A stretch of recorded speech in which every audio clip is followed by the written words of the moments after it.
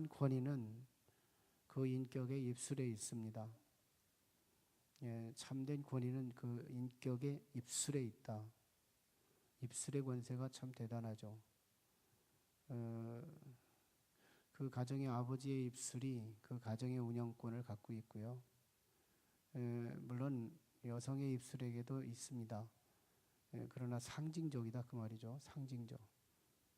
원래는 하나님께서 가정에 남성들에게 권한을 주셨어요. 가정의 운영권 또 입술의 권세를 주셨죠. 그런데 시대가 진행되면서 그런 것들이 여성으로 넘어가기도 하고 또 부모 대신에 자녀에게로 넘어가고 입술의 권세가 진정한 로드십에 있지 않고 이게 응용돼 가요. 퍼지고 확산돼 가요. 그러나 상징적 하나님의 약속의 포인트는 로드십에 있습니다. 각 가정의 로드는 아버지죠, 아버지. 교회의 로드는 담임 목사죠. 회사의 로드는 사장이죠. 나라의 로드는 대통령이죠. 진정한 로드, 통치권, 그것은 상징적으로 언제나 입술에 주어집니다. 입술의 권세. 그러나 모든 사람은 다 로드권을 갖고 있어요. 자신의 운영권, 자신의 삶을 하루를 어떻게 운영해 가느냐, 자기를 이끌고 갈 수 있는 로드권을 다 갖고 있습니다. 영역이 크고 작으냐를 따를 뿐이지 사실은 모든 사람에게 다 로드권을 갖고 있어요. 얼마나 큰 규모냐, 얼마나 작은 규모냐에 따라서. 그래서 우리가 입술의 권세가 중요해요. 여러분 참 잘 될 것입니다. 우리 순복음교회 조영기 목사님이 오늘도 참으로 좋은 날입니다. 할렐루야 뭐 이렇게 해가지고 참 굉장히 우리 순복음 영성이 긍정적이면서 얼마나 밝은 영성, 얼마나 밝은 영성을 입술의 권세에 뒀던가요. 입술의 권세. 입술의 권세 굉장히 중요해요. 그래서 안 된다고 안 된다 그러면 다 이걸 하나님이 들으시잖아요. 된다 된다 된다 된다 이거 옆 사람이 듣지만 자기도 듣지만 하나님이 들으시잖아요. 하나님께서 민수기에서 뭐라고 말씀하시냐면 이스라엘 백성들에게 너희가 말한 대로 내가 시행하리라 그랬어요. 그때 당시에 저희들이 말하는 내용은 사실은 부정적인 것이었거든요. 우리는 에집트로 들어가자, 에집트로 들어가자. 우리는 가나안 가다가 죽는다. 이래가면서 모세를 잘못 따라왔다. 뭐 이렇게 말을 하게 되자 하나님이 그걸 들으시고 너희들이 그 말한 대로 내가 시행하리라. 그래서 그들이 광야에서 땅이 갈라져 죽기도 되고 불이 떨어져 죽기도 하고 이렇게 저렇게 다 망해버리고 말아요. 그게 어디예요? 자기 입술의 권세였어요. 하나님께 원망할 것도 없었어요. 모세에게 원망할 것도 없었어요. 자기 입술의 권세였어요. 자기 입술이 자기 인생을 그렇게 망치게 한 거죠. 아니 우리가 부정했다면 이것도 안 되고 저것도 안 되고 그래서 힘들고 어렵고 그렇게 한다 그래서 1원이 생기고 100원이 생기고 또는 내 지경이 좀 넓어지고 더 안 좋은 것이 좋아지고 그런 것들이 한 푼어치라도 있게 된다면 우리는 부정적인 것 노래 삼아야 할 거예요. 근데 정말 그게 아무리 해봐도 개선되는 것도 없고 잘 되는 것도 없고 뭐 그럴 것이 뭐 아무리 잘 된다고 해도 잘 되는 것도 없거든요. 안 된다고 해도 잘 되는 것도 없고 잘 된다고 해도 잘 되는 거 없다면 기왕이면 우리는 잘 된다고 하고서 잘 되는 것이 없는 게 차라리 낫지 않겠어요? 왜? 거긴 약속이 있으니까요. 잘 된다고 하는 것은 약속이 있어요. 밝음에는 약속이 있어요. 우리는 그 밝은 약속을 우리의 끈을 붙들고 갈 필요가 있거든요. 어차피 입술로 변화되는 것 같지 않은데 그런다면 약속 있는 쪽, 밝은 쪽, 긍정 쪽 이쪽을 우리의 입술의 권세로 사용할 수 있어야 돼요. 성경은 우리의 의인의 생각도 기도라 그랬어요. 의인이 생각하는 것도 기도가 된다고 그랬어요. 악인들은 그 두려워하는 것이 임하거니와 의인은 그 바라는 것이 이루어진다. 그 바라는 것, 생각나는 것만도 기도로 이루어진대요. 의인의 존재가 얼마나 귀한 것인지. 근데 그 생각이 어디로 흘러요? 입술로 흘러나오잖아요. 예, 입술의 권세. 예, 우리 카페 하기 위해서 몇 사람들한테 지시를 했더니 자기들이 다 와서 해요. 돈 한 푼지도 안 줬는데. 입술의 권세 때문에 그래요. 말로 사람을 움직이는 거예요. 말로 세상 다 움직이는 거예요. 예, 아마 이런 것들은 우리 생활 속에서도 얼마든지 있잖아요. 내가 말하지 않았으면 안 이루어질 것들이 말함으로 인해서 이미 이루어진 거, 지금도 이루어지고 있는 거, 앞으로도 이루어질 거, 이게 얼마나 많아요. 입술의 권세가 굉장히 중요해요. 하물며 사람의 입술의 권세도 대단한데요. 그때 당시는 별 의미가 없는 것 같고, 그때 당시는 별 표식이 없는 것 같지만 시간이 훌쩍 지나고 나면 우리의 입술의 권세는 현저하게 역사의 현실로 나타나요. 현저하게 현실로 나타나요. 예. 이스라엘 백성들이 못 가, 안 돼, 그랬던 사람들 다 못 갔고요. 그래도 하나님 우리와 함께 하시면 그들은 우리의 밥이에요. 예? 우리는 그 땅을 장악해서 젖과 꿀이 흐르는 땅, 그곳에 우리는 도착할 거예요. 그랬던 여호수아와 갈렙 그리고 출애굽 2세대들은 다 가잖아요. 간다고 한 사람은 다 갔고 못 간다고 한 사람은 다 못 갔잖아요. 입술의 권세였어요. 예. 사람의 권세도 그런 정도인데 하나님의 입술의 권세는 어떨까요? 하나님의 입술의 권세. 예. 사람은 상대성이 있다고 하지만 어쩌다가는 안 될 경우도 있지만 그래서 여기에는 무게감이 별로 없지만 하나님께는 말씀하시는 그것이 얼마나 법인지. 하나님의 입에서 나를 향하여 어떤 메시지가 던져지기를 원하십니까? 예, 하나님께서 나한테 축복하라 하시는 명령 한마디만 있으면 천사가 움직여요. 사람이 움직여요. 돈이 움직여요. 예, 상황이 움직여요. 하나님의 입술의 권세가 한번 야 되라 지시하시면 앞이 꽉 막힌 홍해도 열려요. 광야도 열려요. 예, 가나안 땅의 7 족속이 초토화돼요. 하나님의 명령 한 방이면 이 하나님의 말씀에 따라 순종할 종들이 많아요. 자연도 종이요, 돌도 종이요, 예, 강도 종이요, 바다도 종이요. 하나님의 말을 안 듣는 게 없어요. 하나님의 입술의 권세. 있으라 하니까 천지 창조가 있어졌잖아요. 예, 하나님이 있으라 하시니까 빛이 있으라. 예, 땅과 하늘에 나뉘어라. 바다와 예, 땅이 육지를 나뉘어라. 예, 육지에 모든 초식들이 생겨나라. 과일들이 생겨나라. 동물들이 생겨나라. 물속에 고기들이 생겨나라. 예, 공중에 새들이 생겨나라. 육지에 예, 짐승들이 생겨나라. 동물들이 생겨나라.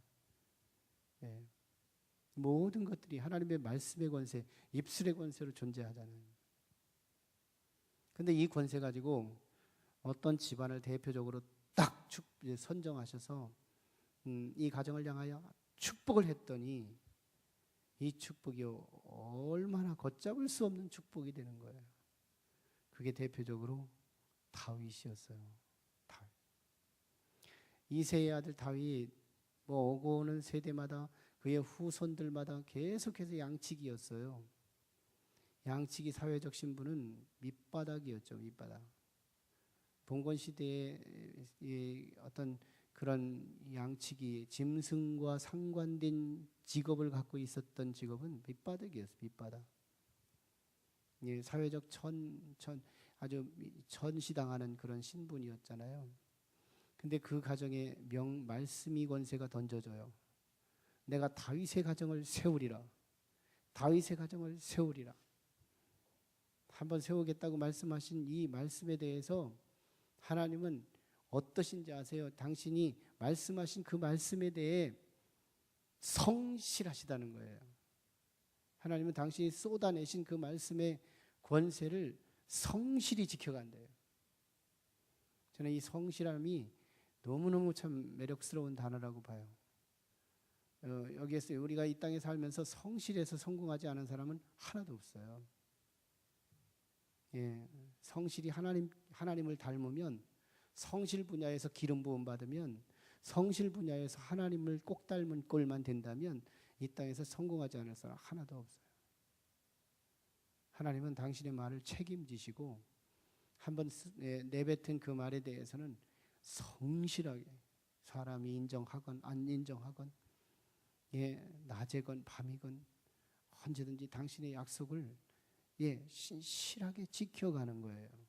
성실하게 지켜가는 거예요. 한번 다윗의 가정을 세우려고 작정하신 하나님은 말씀을 선포하신 이후에 다윗의 가정을 얼마나 세워가는지요. 오늘 시편 이 말씀에서 그 가정을 이래도 잘 되고 저래도 잘 되고 무엇을 해도 잘 되는 거예요. 그런데 한번 하나님께서요 다윗 가문을 향하여 하나님이 속상하신 거예요. 다윗의 후손들이 우상을 섬기고 다윗의 후손들이 죄를 범하기 시작하자 하나님께서 이 다윗의 가정을 임시성으로 하나님의 말씀의 권세가 역굴절돼서 쏟아지는데요. 너희 가정을 뺑뺑이 돌려라 하신 후에는 다윗의 후손들이 얼마나 뺑뺑이 돌려가면서 힘들어하는지 몰라요. 속수무책인 거예요. 하는 것마다 되지 않고 뭐 어떤 것을 가도 어디를 가나 무엇을 하나 불통인 거예요. 도대체 무슨 힘인가 도대체. 아니에요. 하나님의 입술의 권세예요. 하나님이 우리를 열어라 하시면 닫을 자가 없는 것이고 하나님이 닫으라 하시면 열 자가 없는 거예요. 하나님의 명령을 어떻게 받을 수 있느냐는 거예요. 하나님이 우리 가정을 향하여 축복을 선포하시면 성실하게 지키신다니까. 하나님이 우리 가정을 한번 닫으려고 작정하시면 그 악한 것들이 성실하게 지켜가신다니까.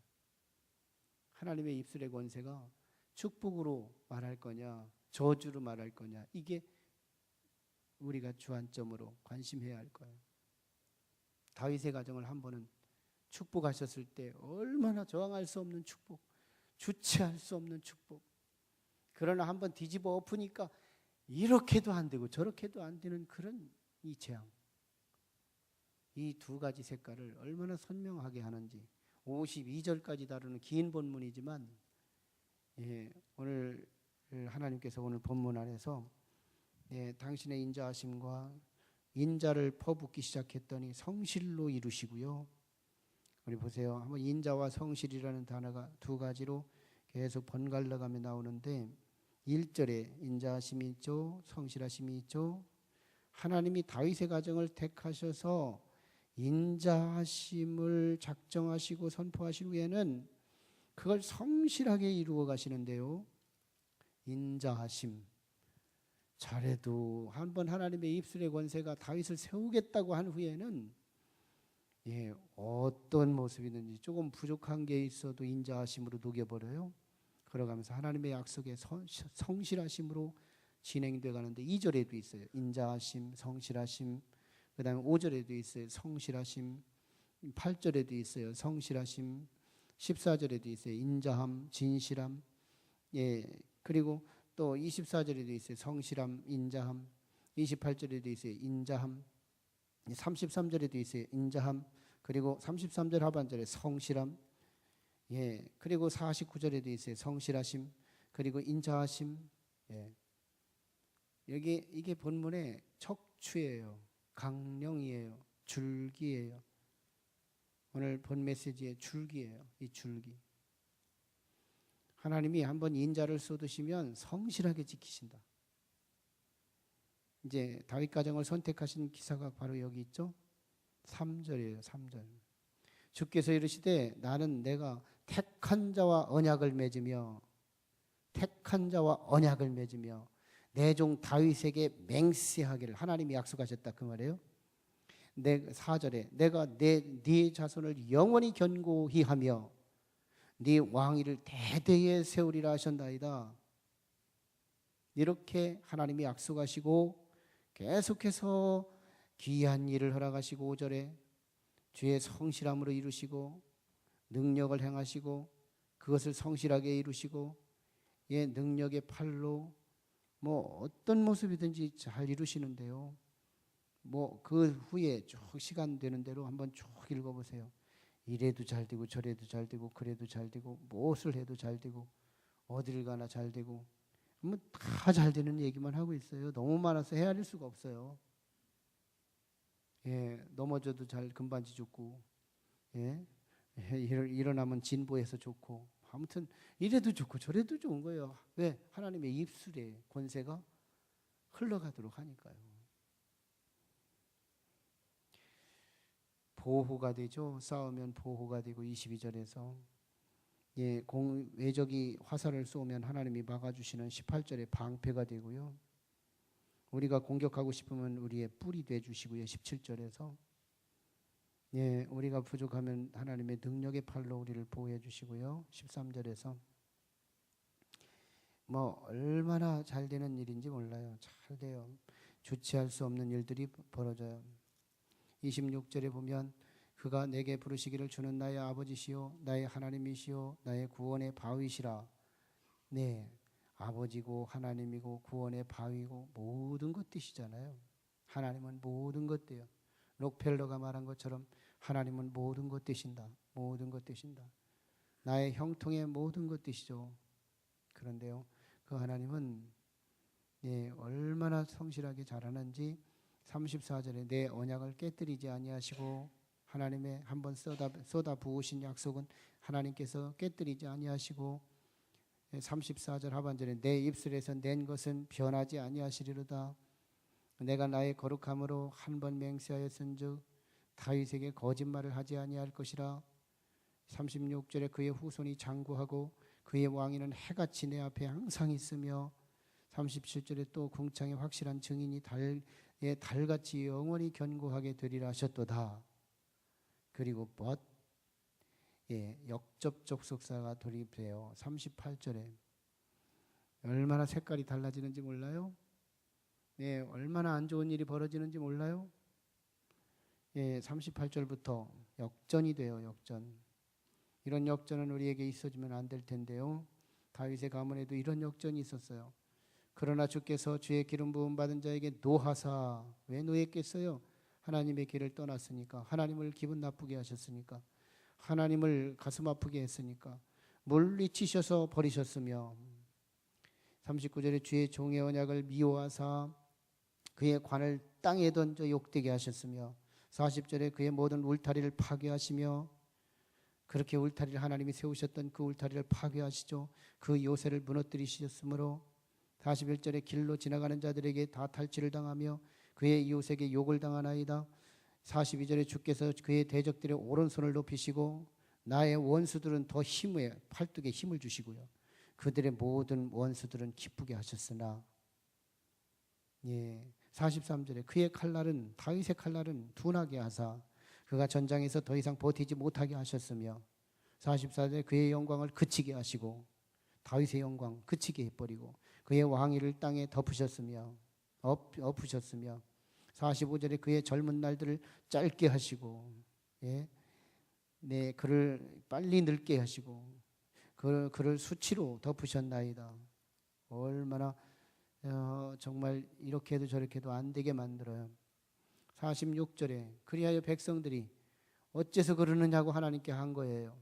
여호와여 언제까지니까 스스로 영원히 숨기시리니까 주의 노가 언제까지 불붙듯 하시겠나이까. 나의 때가 얼마나 짧은지 기억하소서. 주께서 모든 사람을 어찌 그리 허무하게 창조하셨는지요. 누가 살아서 죽음을 보지 아니하고 자기의 영혼을 수월의 권세에서 건지리이까. 다시 옛날에 경험했던 주의 성실하심과 인자하심을 지금 회고하고 있어요. 49절에서.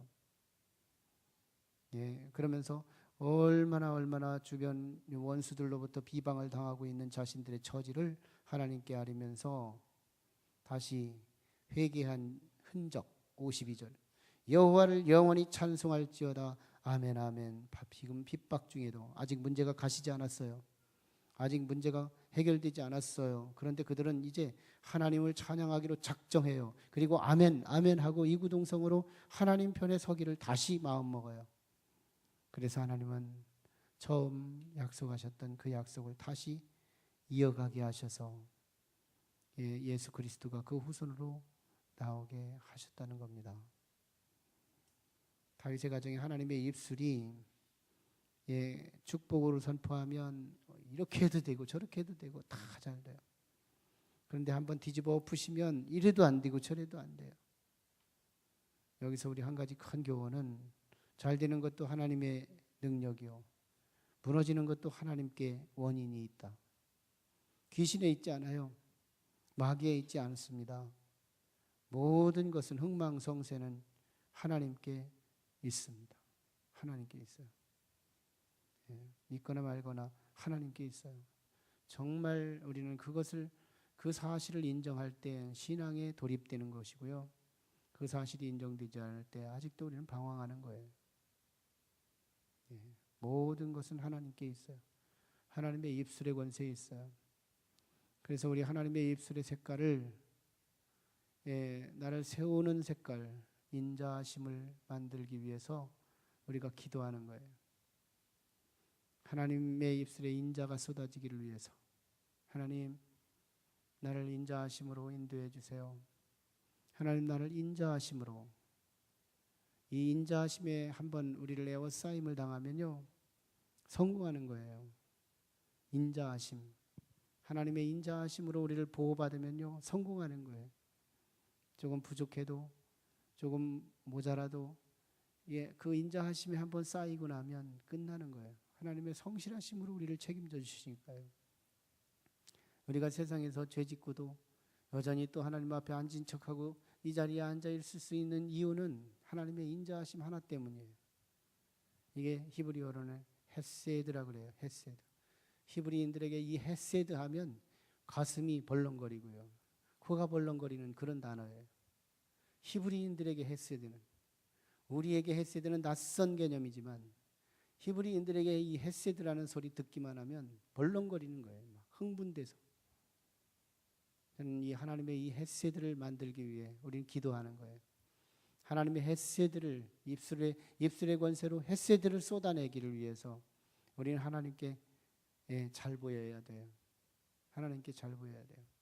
다윗이 하나님 앞에 산골짜기에서 잘 보였더니 하나님이 한번 다윗을 축복하기 시작한 후에는 이래도 잘 되고 저래도 잘 돼요. 골리앗 앞에서도 이겨내요. 그런데 그의 후손들이 범죄를 저지르고 하나님의 헤세드가 아니라 심판을 선포하게 하니까 바벨론 포로로 끌려가요. 아수르의 포로로 끌려가요. 그러나 그들이 다시 하나님을 찬송하니까 1차, 2차, 3차 귀환해서 다시 돌아와 왕국을 하나님의 백성으로 이루게 하셔서 장차는 회개했더니 그리스도가 나와서 이제는 오고 오는 모든 세대들이 다 예수 안에서 하나님의 백성이 되는 축복을 얻게 돼요. 하나님의 입술의 권세에 모든 게 달려 있어요. 하나님의 입술에 헤세드를 쏟아내게 해야 돼요. 하나님의 입술에서 심판을 쏟아내게 하면 안 된다. 하나님의 입술이 한번 우리를 향하여 헤세드를 쏟아내기만 하면 우리는 대박이고요. 우리가 이런 기도의 제목을 가지고 하나님 당신의 성실하심으로 지키실 헤세드, 인자하심을 내게 쏟아주시옵소서. 우리 가정에 인자하심을 쏟아주시옵소서. 우리 자녀에게 인자하심을 쏟아내 주시옵소서. 우리 회사에게, 우리의 자영업들에게 하나님의 인자하심이 쏟아지기를 원합니다. 이게 오늘 본문에서 우리가 기도해야 할 제목이에요. 하나님의 인자하심만 쏟아지면 되는 거예요. 걱정할 것이 없어요. 하나님의 인자하심이 아직 걷어가지만 않았으면 되는 거예요. 하나님의 인자하심이 남아있으면 되는 거예요. 근데 하나님의 인자하심이 걷어가면 별일을 다 해도 소용없어요. 사람 붙들어도 안 되고 돈 붙들어도 안 되고 건강해도 안 되고 아무것도 안 되는 거예요.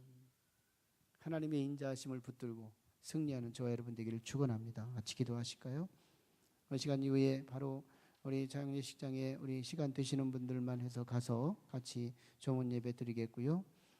우리 같이 간절하게 부르짖고 기도할 때 3분 이상씩 간절히 기도하다가 돌아가겠습니다. 자연스럽게 우리 교회 차도 같이 동시에 출발하고요. 우리 같이 부르짖고 기도할 때 하나님의 입술에서 우리를 향한 인자하심이 발설되기 원합니다. 하나님 우리 가정을 향하여 그 인자하심을 말씀하옵소서. 우리 부부에게 하나님의 인자하심을 말씀하시옵소서. 우리의 부모님에게 하나님의 인자하심이 말씀 선포되기 원합니다. 우리의 직장에 하나님의 인자하심이 선포되기 원합니다. 우리 교회에 하나님의 인자하심이 선포되기 원합니다. 하나님께서 한번 인자하심을 선포하시면 당신의 명예를 걸고 성실하게 지켜가시는 하나님, 주 여호와여 하나님의 인자하심을 사모하나이다. 하나님의 인자하심을 다윗 가정에 하나님이 선포하신 후에는 그들의 가정을 왕통으로 인도하셨던 것처럼, 그러나 하나님께서 뒤집어 엎기를 작정하신 후에는 이스라엘의 포로기를 허락하여 주셨던 하나님, 입술의 권세가 이스라엘 역사를 장악하게 하셨습니다.